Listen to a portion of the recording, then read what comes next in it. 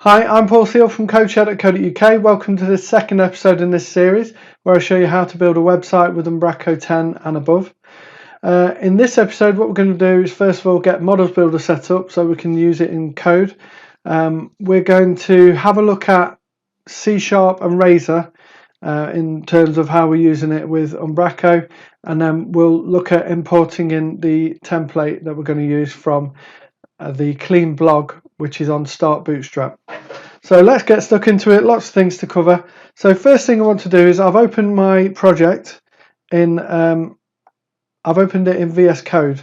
So I've just gone to the folder where we've got our project, right click, open folder as VS Code project. So now I'm in here, I've gone into my app settings. In my app settings development JSON, what I want to do, I don't need this unattended part now because we use the unattended install when we set this up. All I can do now is just delete that from that section. We don't need it. So just make sure that your brackets line up. I've got a bracket colorizer extension, I think, which is making that look nice. Actually, it's deprecated, but it doesn't matter. But yeah, so I've deleted that section from there because we don't need it anymore in the unattended install stuff. Then in app settings, what we want to do is we just want to make a change to tell it to use the development runtime mode, which is a new feature that got added in Umbraco 10.1. Actually, before we do that, that reminds me, I think we started this before 10.1. So let's do a quick upgrade of the project, and it should be really easy. So we'll go to our cleansite.cs and we'll just change that to be 10.1.0. So that's going to upgrade it to the latest version of Umbraco. And then what we will do is we'll just close this. Oh no, we'll click on it. Unresolved dependencies. Oh, that's nice. So VS Code is trying to restore the dependencies that we've got. I like that. Didn't know it would do that. But also what we can do is we can rebuild the project as well. So if we do .NET run will cause it to do a build. And then so it'll do its build and then it'll run it. So the aim of this now is just to get the site running, and hopefully it will migrate nice and easily from version 10.01 to 10.1.0. Just so we get the goodness really from the latest update of Umbraco. And in that, one of the features is the runtime runtime modes. So let's just log in. It doesn't look like it needs to do an upgrade on the database, but we'll just see. 1, 2, 3, 4, 5, 6, 7, 8, 9, 0. Enter that. So just make sure that you can log back into Umbraco. So just to recap, I've upgraded, and that is how you do an upgrade. Basically, I've changed the version to 10.1.0. That's the version that we are using now. So we've done an upgrade mid-series. How good's that? But yeah, we've hardly done anything, so it shouldn't affect anything, right? So now let's get back to the job in hand. First thing is we just want to set up the runtime mode. Now, if you're not sure how to use these app settings, this is new in the .NET Core world. We use app settings JSON instead of in a web config app settings. So it's in a JSON format, and it's just basically like key values and things like that. So I'll demonstrate what we're doing here. So if I start typing runtime, it knows about it. And then if I start doing this, it's got mode there. And our back office development, that's the default one. And that's basically when you're using in-memory auto for your models builder mode and things like that. This is what is used on Umbraco Cloud and things. But we want to change this to be development. And this is just used as more like a validator to make sure that your other settings are correct. As that's what I'm led to believe. So now what we want to do is models builder. Press enter, and then we want models mode, and then I want to change it to be source code auto. So the reason I'm doing this is you'll see is because we're going to add some properties. We're going to create a document type for the home page. We're going to add some properties to it, and we're going to have a bit of fun with the templates. So that's why we're doing this. So just make sure that you've got that set up correctly.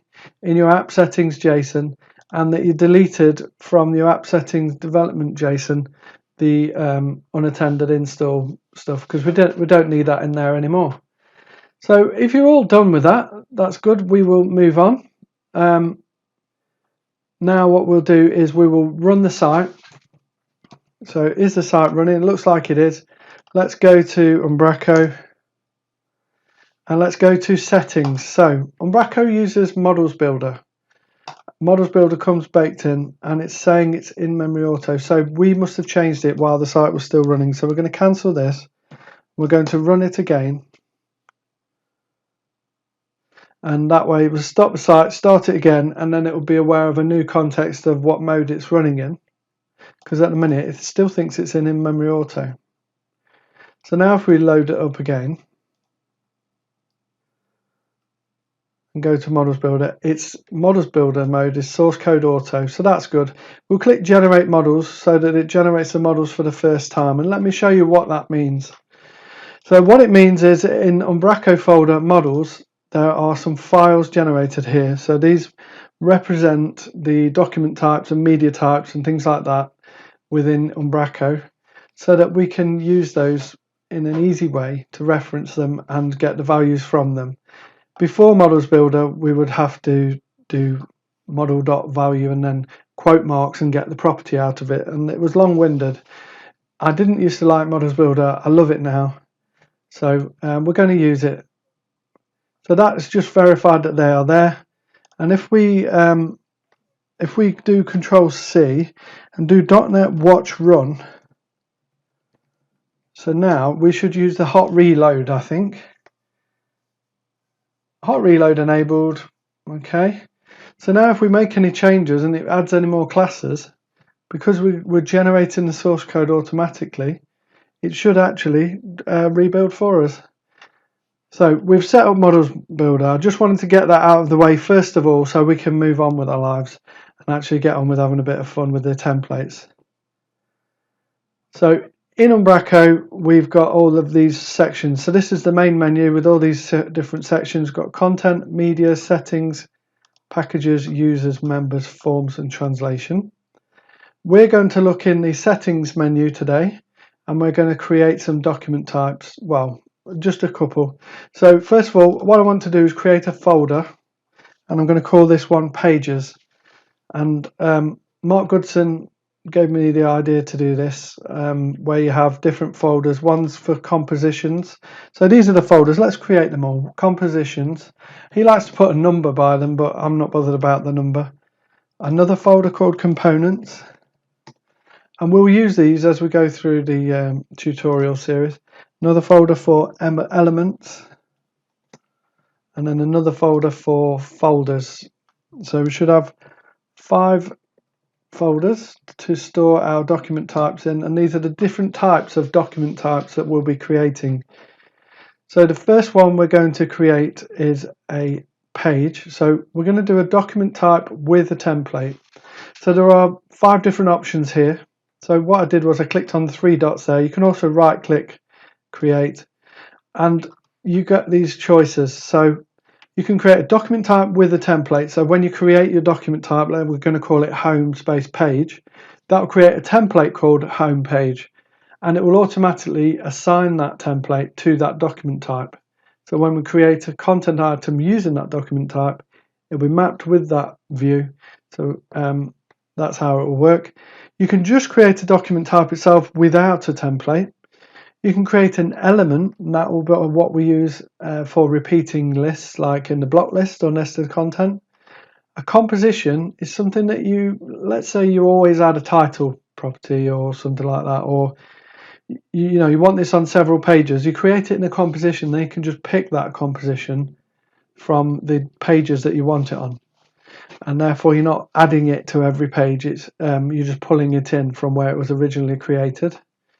And then a folder, so we can create a folder under here. So we're going to create a document type with a template, and we're going to call it home space page. I've decided that anything that's a page document type, I'm always going to call it home. I'm just always going to have page on the end.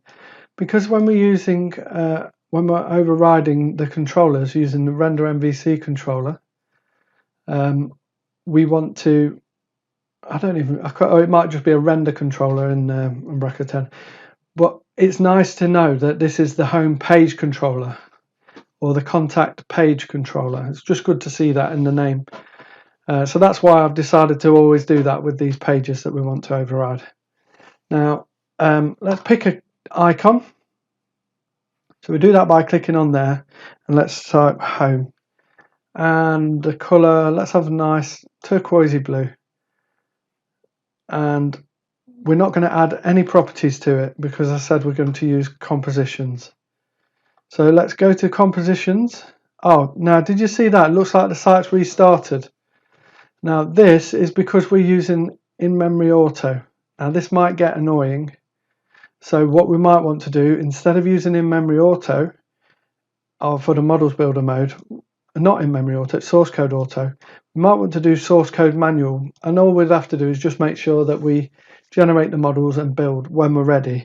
But when you're making lots of changes, you don't want on every save the site to restart, because that would just be really annoying. So we'll do source code manual. So that was a good example as to why you probably don't want to use source code auto.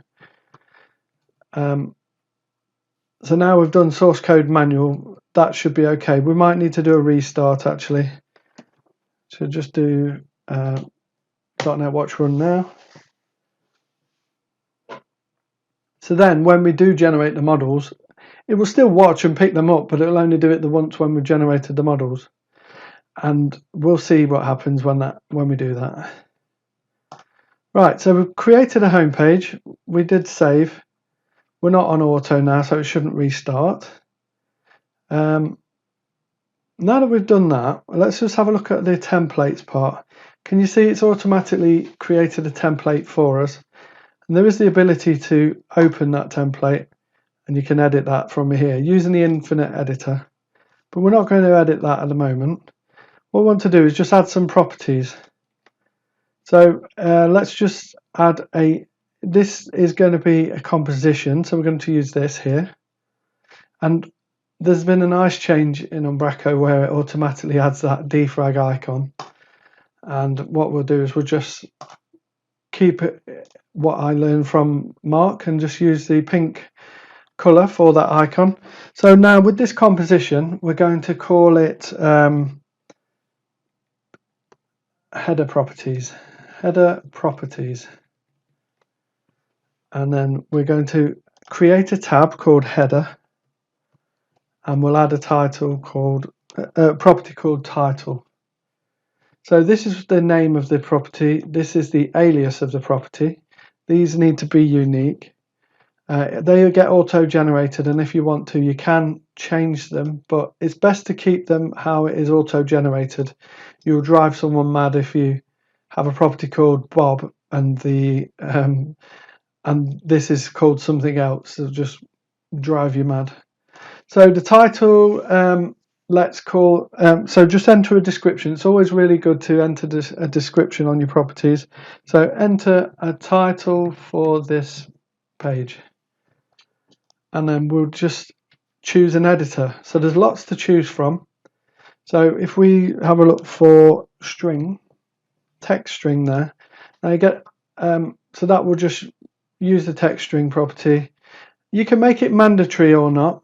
So I don't want to make the title mandatory. I like to fall back to using the page name if there's no title. And we'll submit on that and save. So now we've got a title. We've got a home page, but it's not using those properties yet. So what we can do is we can go to compositions.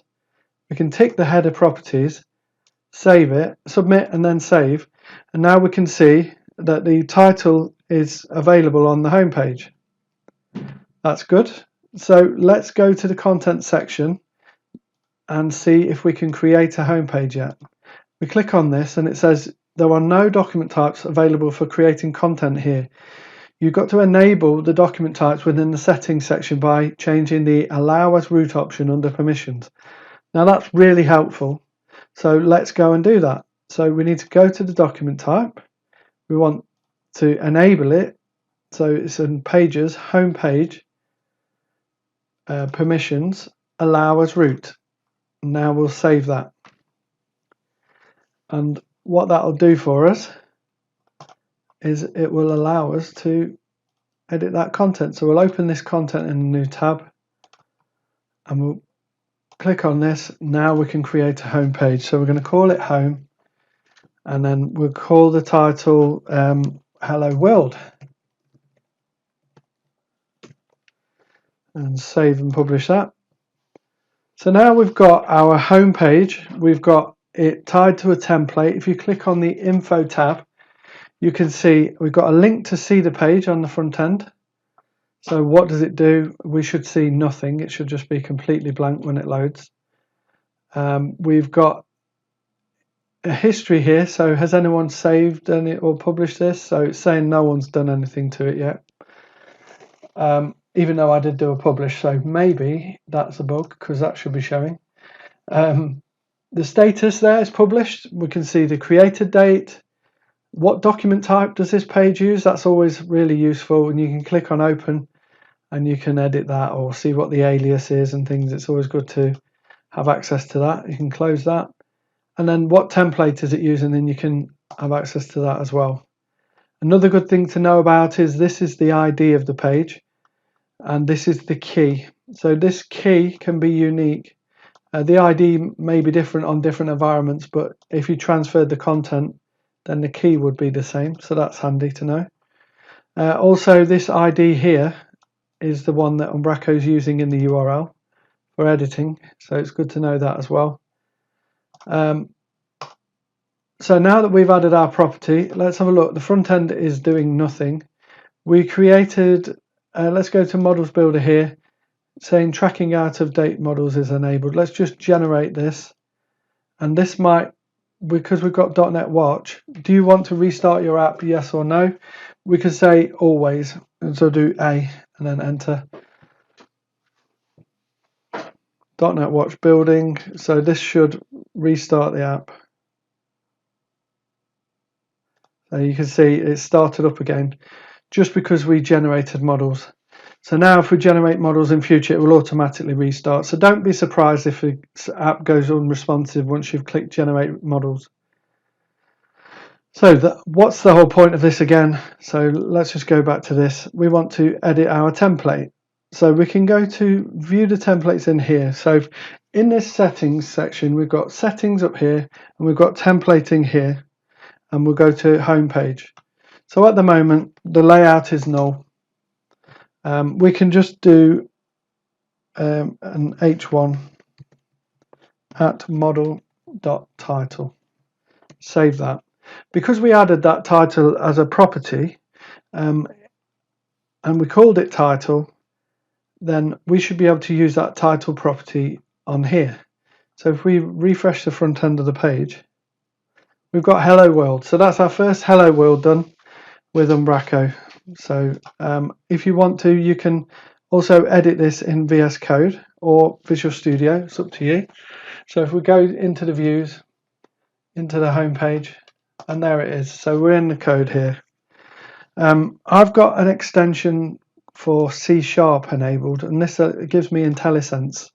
So what it should give me here is the ability to see what other properties are available. So I can see that there's all sorts of properties available on this. So if you want to see that, just make sure you have the C# one enabled. And that way I can see there's all sorts of things on here. We've got a path, a parent, a name. So let's do model.name, and then we can do model.title. We'll change that to an H2 and then save that, and then go to the front end and refresh. Now we've got home and hello world. So let's do something with that then. So what I want to do is just show you about Razor. So Umbraco is a ASP.NET Core MVC site, and so with this MVC we use Razor for working with C# within the HTML. So you can write your native HTML elements if you want. So you could have a UL, an LI, like this. And we could say Paul, Matt, Dave, and Bob. Okay, so that's the HTML that we want to render out. If we go on the front end of the site, it renders it out lovely. That's obvious. But let's say we wanted to store that in Umbraco. How would we do that? Well, let's add a property. So we'll go into the homepage document type, the header properties. For now, we'll put them in header properties, but we will remove them. And then we'll put a names property here. And we'll say choose the names you want to show. And we'll select editor and we'll do repeatable strings. And then we'll just, this is going to create a new data type using the repeatable strings. So we'll call it like this, repeatable text strings in square bracket, and then I'll do names. Minimum, it can be any, maximum can be any. So what this is going to do is it's going to give a new property here. We'll go onto the content, click on home, and now let's add some names. So Michael, Anders, John, and Fred. And delete that last one because we don't want it. So we'll save and publish that. So what if we want to render those out instead of the hard-coded ones on the page? Well, we can go into our template. Oh, we need to build the, so we click on this settings here, get to models builder, generate models. Don't forget, this is going to do a restart of the app because we told it we wanted to. So don't worry when it does that. Just be aware it's going to, because we're generating the models again. But at least it was done when we wanted to, not every time we saved, because that would be annoying. So then we'll go back to Visual Studio Code, and we've got our names. So if we just have a look at model.names, you see we've got a property here. So that's good. So we can render them out in this. So the first thing to do, we want an if statement. So we'll just write @if. So with, just before I do continue, with Razor, if we want a code block, we need to have something like this. That's a code block, and in here I can do var test equals something. That allows me to write some C# code in there. If I try to write that outside of here, var bob equals another thing, like that, and then we save that and then we render it, what we're going to see on the front end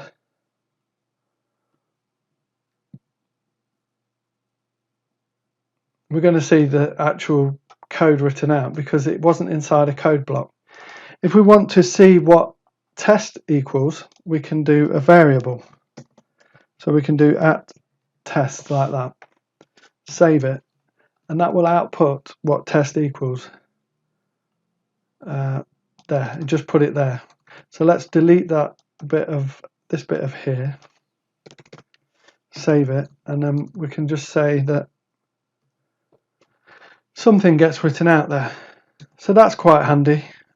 You could even do date time dot now dot year. So you know, like sometimes you have a copyright, and then you can output the year. So what I like about it is it's dynamic code on an HTML website. So that's one thing you can do. But what we want to do is we want to loop through those names, don't we? So let's do that. So we've got our unordered list. So we'll do for each. No, we'll do an if check. Well, what we want to say is if model.names is not equal to null and model.names .any. So there's a method here called any, which we use to just to work out that it's not an empty list, basically. So if there's something there, then we'll render it. So that's great. So we'll put that UL inside it, and then we want to do a for each. Now I'll show you how to do it, and the code will break, and then we'll show you how to fix that code. So you might think, well, I'm inside a code block because I've got an if here. So I'll do for each var name in model.names, and then we'll render them. Oops. So, and then we'll delete those. And then the way to render the name is we just do @name. So we're rendering that variable. So that's great, but this is going to fail. And can you tell why? It's going to fail because a code during the compilation of resource required to process it is trying to just say, look, this is the problem. Name doesn't exist. But that's because this wasn't seen as a code block. But if we just put an @ in front of it, it works. And there we go. We've got the names that we entered in Umbraco rendering out on the front end. The reason why it broke the code block is because we're partway through an HTML element. We're in the middle of a UL. If this was moved down here and then we save, we would have another error. Oh, we should have another error actually of that @ It used to give you an error. We don't need that @ anymore at this point, and we can reload again. Yeah. So basically, you need the @ to break out of the HTML and into a code block. So let's just put that UL back to the top here. Reload the page. There we go. So we've got it. And if we view source, we've got home, hello world, UL, LIs. And in Umbraco, if we want to go to that content, we can put Michael as third and Fred as, oh yeah, we'll drag Michael to be third again. Save that. So Fred's going to be top, Michael's going to be third. Refresh the page, and there you go. So it's simple as that. If we want to, we can add a different property. So let's go to info, go to the document type. We want to add it to the composition. So a quick way to go to the composition is click on this link here. And let's add a media item. So image. I won't put a description because this is just for a bit of fun. So media. We want a media, an image media picker. That just makes sure that the file type that you add is a image one. But we'll do media picker, and then submit that. And then what we'll do is we'll just go to unsplash.com. And we'll search for frog. I don't know why I've picked frog this time, just came to my head. That one's a cool frog. So we'll download that file.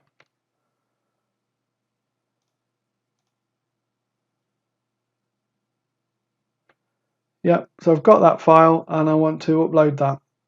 So I'll go into here. So I've saved my image property. Save and close that. And then I will put it on my home page. Image. I will put that image in here. So downloads. Jack Hamilton. Select, save and publish. So we've got this frog. We'll call him Jack the Frog, and we will put it on our page. So we'll do. It should just be really simple. So a simple image element. We'll do width equals 100%. Oh no, style. Style equals width 100%. Just hard coding a bit of style in here, and then we'll do source equals @model.image. It doesn't know about it. We might have to rebuild or something like that. And then .url is a method. So this isn't enjoying this, so we're going to have to work out what's the issue, and we'll do alt equals frog. Save that, and let's go into find out what's the problem. So should we check the models builder? Well, it might be, maybe we didn't run it, so wait for it to reload the page. So it takes a second or two. Yeah, it's doing it there. It's done it for us. Now let's go back to here. Does it recognize it? So it's still complaining about model.image. We'll just reload the front end and see if it worked.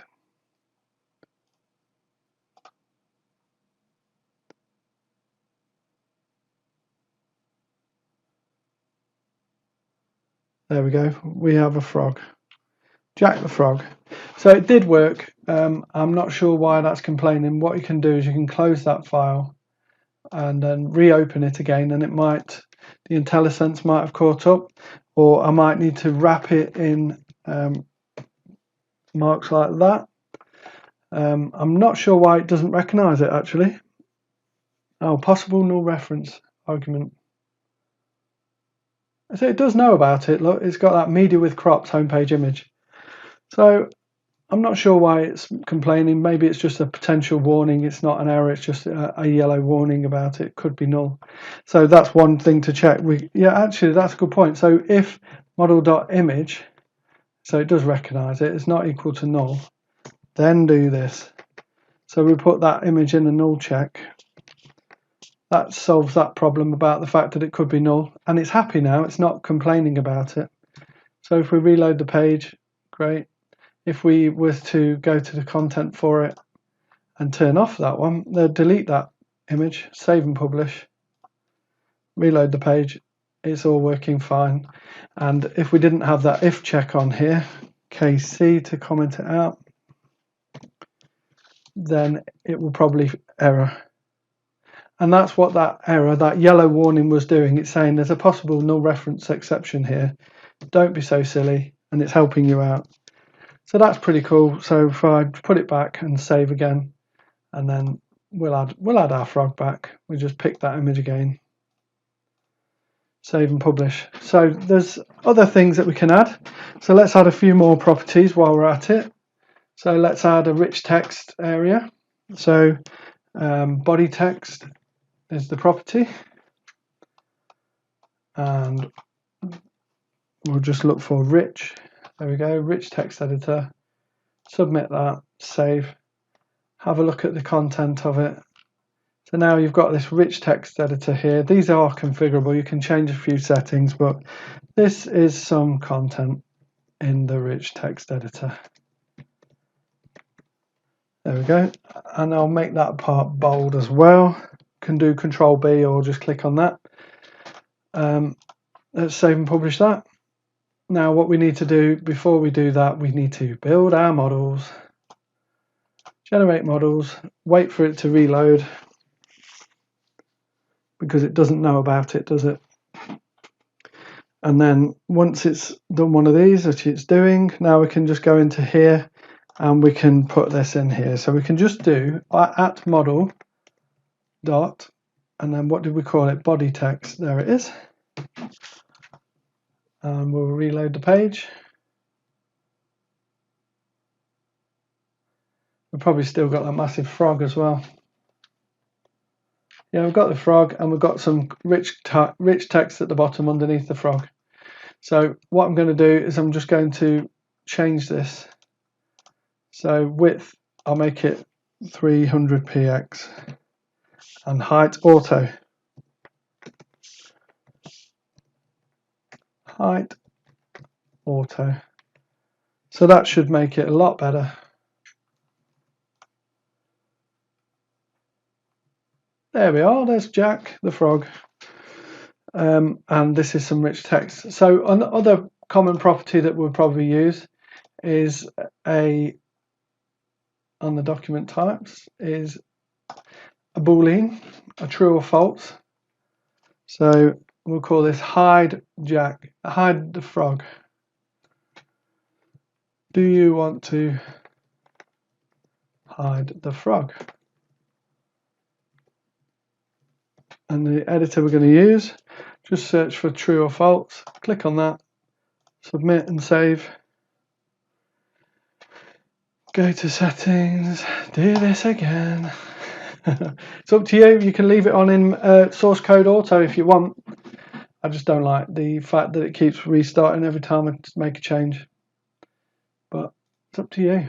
Right, so now what we can do, if model is not null and model.hideFrog and it's not model.hideFrog, you can do it like that and not and then the boolean value.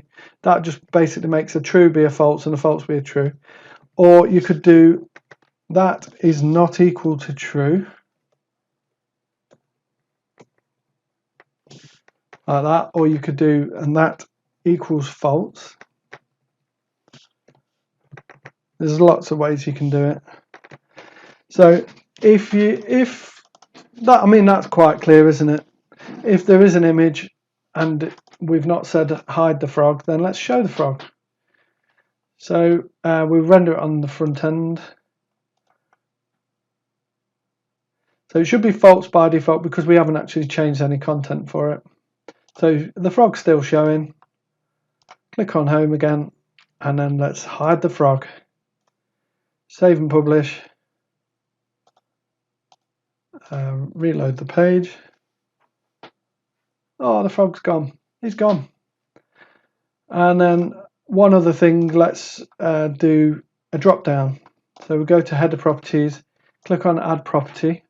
We'll do colors. So I did this in my V8 course as well. So we'll do drop down type. We want a list, and then we'll do drop down like this. We're going to get rid of these anyway, so don't worry. So colors. So red, orange, green, blue, indigo, and violet. I've missed one or two, haven't I? Black, pink. So what we're going to do with these colours is we'll call it colour. So drop down is colours, and we're calling this colour, the property itself, colour. We'll submit that and save. We will go into settings on this menu here, models builder, generate them models, baby.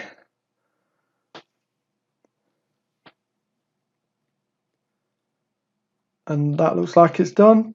And then in our code, now you can edit the template in here. So this time we'll edit the template from within here, but you don't get the IntelliSense. So what we'll do is we'll just add a style block higher up here. We'll just do it here, style. I'm not even sure if this will work. We'll do color. And then we will just output that variable. So model.color. And we'll wrap it in round brackets and then put a semicolon at the end for the end of the style rule. This may or may not work. We will go down here and we'll choose a color from the drop down list. Red, save and publish. Let's have a look. It might not work. Who knows? Let's give it a go.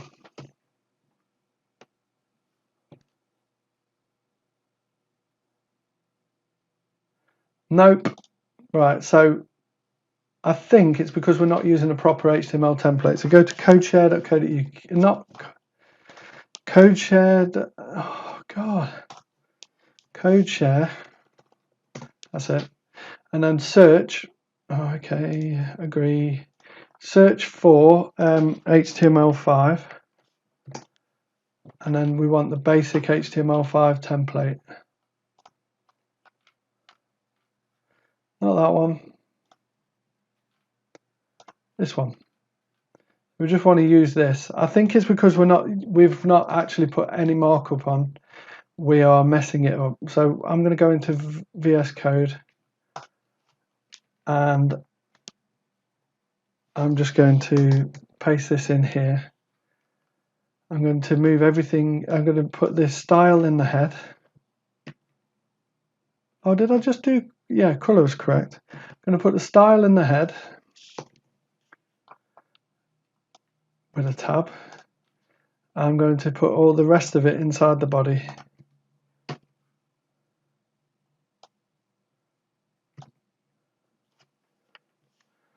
Oh, that's annoyed me, the way it's formatted that. Just put another tab in there, save that. So that should be a bit better at least. We're actually using real HTML now. So it doesn't like the fact that I've done that. Let's have a look at what it output for the style rule. Style color red. So maybe we need to be more specific. I mean, what are we styling? Just color red. It's not even valid CSS. You were probably screaming at me. It's not valid CSS, so let's change body. And then let's move that into there. Let's do it properly, shall we? Save that and then refresh. Woohoo! Right, okay, so if we edit home, change the color to be pink. Save and publish, refresh now. Yeah, edit home, change the color to be indigo. Save and publish now. So there you go. So that's a bit of fun with the templates there. We have added some properties. We've worked about how to use those properties. Some basic Umbraco properties there. We've learned about setting up models builder. Before we go on, what I do want to do is just remind you that we will be adding this clean blog template, but I think it's worth doing that, starting that on the next video. Rather than trying to cram it all into this video, let's break it down. What did we learn? We learned a bit about that, and then we'll do it on the next video. So I know I'm sort of like teasing you with it, but we will get onto it on the next one. So I hope you've enjoyed the video. If you have, please click on like and subscribe to my channel so you get and do the bell notifications if you want, so you get notified when the new videos are out. And if you did want to say thanks, you don't need to, but you can if you want to. Go to codeshare.co.uk/coffee and that will take you to here. You could buy me a coffee if you want to, but as I say, you don't have to. All the videos are free and I really enjoy making them. And yeah, just leave a comment, let me know what you thought of the video and I'll keep going. I'll try and people tended to like what I did on the V8 series, so I'm going to try and cover the things that I did on there and along the way show you some of the differences in the V10 world, and we'll build a site for V10 and above, but in a similar sort of way, so it keeps that the things that you liked about it on the last course. And if you haven't seen the last course, well, you don't need to now, you've got this one. All right, take care anyway. Thanks a lot for watching. Bye.